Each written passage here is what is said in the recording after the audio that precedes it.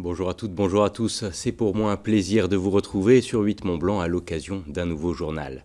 Nous sommes aujourd'hui le mardi 30 avril 2024 et tout de suite, voici les titres que nous allons développer ce soir. La ville de Cluses souhaite fluidifier son trafic. Dans ce cadre, d'importants travaux ont débuté dans le secteur de la Maladière, un chantier qui devrait durer près d'une année. Nous le verrons avec un reportage complet de Kezia Poudou.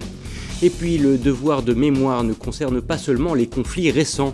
J'en veux pour preuve les célébrations débutées ce mardi pour commémorer les 500 ans de la mort du chevalier Bayard, une personnalité incontournable entre Comte de Savoie et Grésivaudan.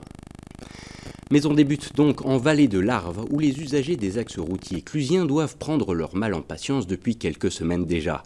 En cause, des travaux dans le secteur de la Maladière, un chantier qui devrait grandement fluidifier la circulation.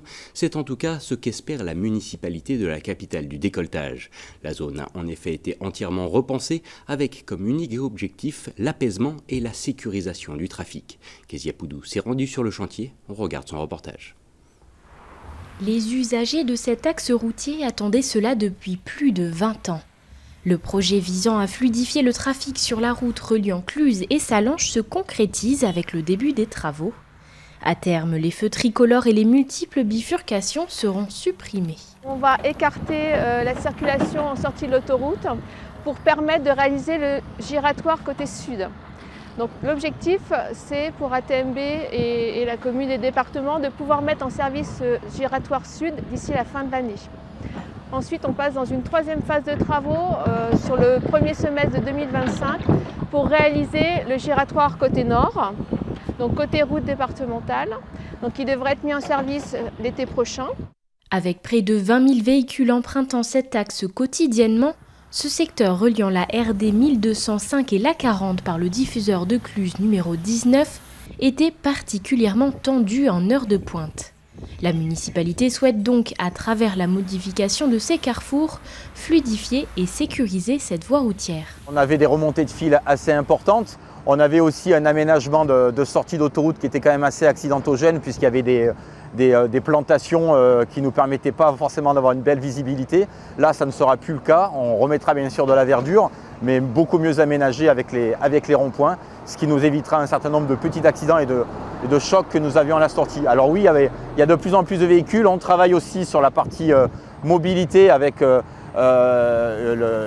vélos qui viendront jusqu'à ces embranchements-là, avec un arrêt de bus aussi qui sera présent sur la zone de la Maladière pour aussi faciliter la mobilité en transport collectif.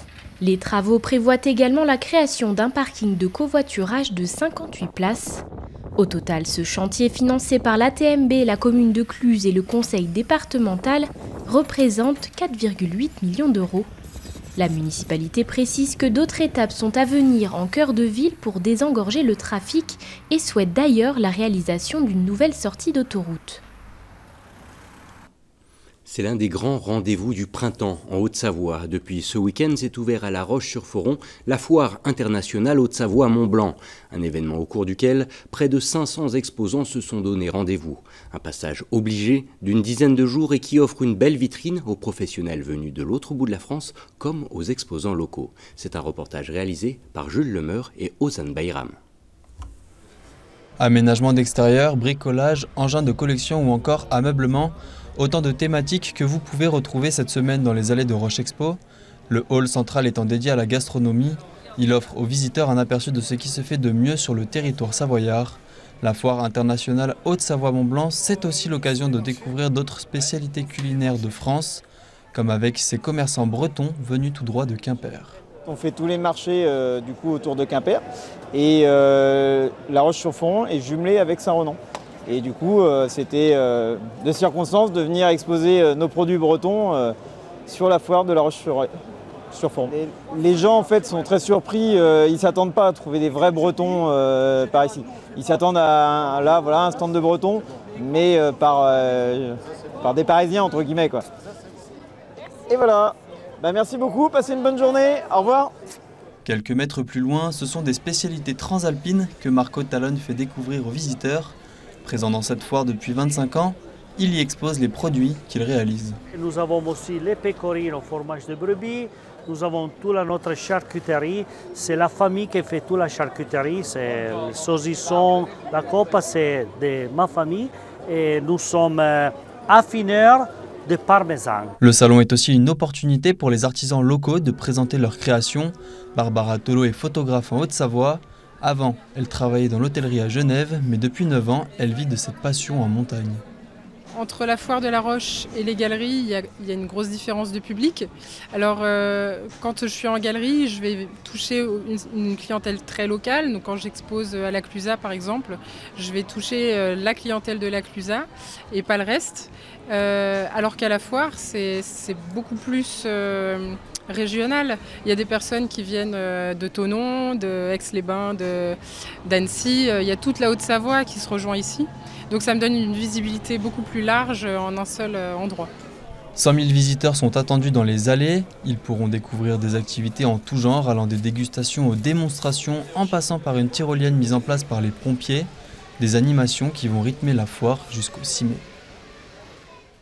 On part à présent entre les départements d'Isère et de Savoie. C'est un nom synonyme de bravoure et de courtoisie. Le chevalier de Bayard, qui s'illustra notamment lors de la bataille de Marignan ou à l'occasion de la défense du pont de Garigliano, s'est éteint il y a tout juste 500 ans. Un demi-millénaire qui ne semble pas avoir entamé la ferveur qu'il suscitait. En effet, au carrefour de la Comte de Savoie, du Grésivaudan et de la Trouée des Marches, la commune de Pontcharrat, lieu de naissance de l'illustre gentilhomme, célèbre son ressortissant le plus connu, comme vous allez le constater avec ce reportage. Aux limites de l'historique duché de Savoie, la commune iséroise de Pontcharrat célèbre l'un de ses habitants les plus notoires, Pierre Terrail, plus connu sous le nom du chevalier Bayard. Héros et gentilhomme de la Renaissance, le chevalier cumule les faits d'armes et excelle dans la gestion de ses terres et de son peuple. Mort depuis maintenant 500 ans, son histoire reste toujours inextricable de celle de son territoire. Il y a eu beaucoup de chevaliers pendant l'époque de la Renaissance. Il y a beaucoup qui sont morts au combat, il y a beaucoup qui étaient braves comme lui. Pourquoi lui plutôt qu'un autre? Parce que Bayard, parce qu'il a été gouverneur de Grenoble, a su montrer un humanisme, une humanité à l'égard de ceux qui l'entouraient, tout à fait particulier. Il était respectueux des femmes, il s'est battu contre la peste, il s'est battu contre les inondations de Grenoble. Et donc c'est un personnage qui est finalement en face de sujets qu'aujourd'hui on traite aussi. Et dans ce département de l'Isère, où il y a très peu de personnalités célèbres, il y a Berlioz, il y a Stendhal, il y a Champollion, et puis il y a Bayard. Eh bien Bayard est à la fois le plus ancien, et manifestement c'est le personnage qui rayonne le plus encore aujourd'hui. Une renommée qui dépasse de loin les frontières. S'étant éteint en Piémont italien, l'illustre chevalier a motivé la municipalité charapontaine à se jumeler avec la commune de son lieu de trépas. La ville de Rovadenza, qui va donc partager de nombreuses festivités à l'occasion de la célébration de ce demi-siècle.